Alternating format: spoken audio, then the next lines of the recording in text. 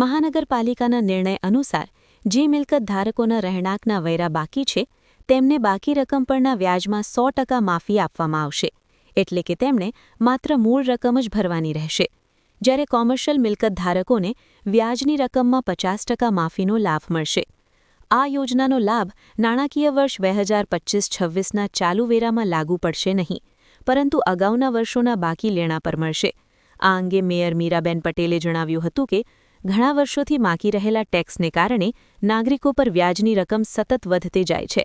નાગરિકોને આ આર્થિક બોજમાંથી મુક્તિ આપવા અને શહેરના વિકાસ માટે ભંડોળ એકત્ર કરવા અમે આ મહત્વપૂર્ણ નિર્ણય લીધો છે. તમામ કરદાતાઓને અપીલ છે કે આ મર્યાદિત સમયની યોજનાનો મહત્તમ લાભ લે અને શહેરના વિકાસમાં સહભાગી બને. 1 માર્ચ 2026થી 31 માર્ચ 2026 દરમિયાન જે મિલકત ધારકોએ પોતાના બાકી ટેક્સ એકસાથે ભરશે તેમને રહેણાંક મિલકત માટે 100% વ્યાજ માફી અને બિન રહેણાંક મિલકત માટે 50% વ્યાજ માફીનો લાભ આપવામાં આવશે.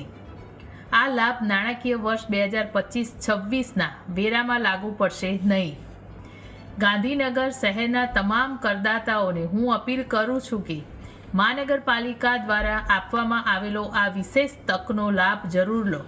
ઘણા વર્ષોથી બાકી રહેલા મિલકતકારને કારણે નાગરિકો પર વ્યાજનો બોજ વધતો જાય છે.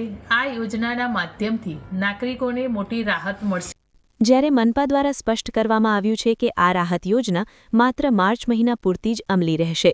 જે કરદાતાઓ આ સમયગાળા દરમિયાન પોતાના બાકી ટેક્સની પતાવટ કરશે તેમને જ આ વ્યાજ માફીનો લાભ મળશે.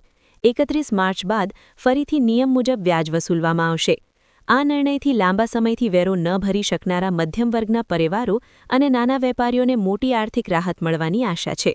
કૌશિક પટેલનો રિપોર્ટ, હિન્દ ટીવી.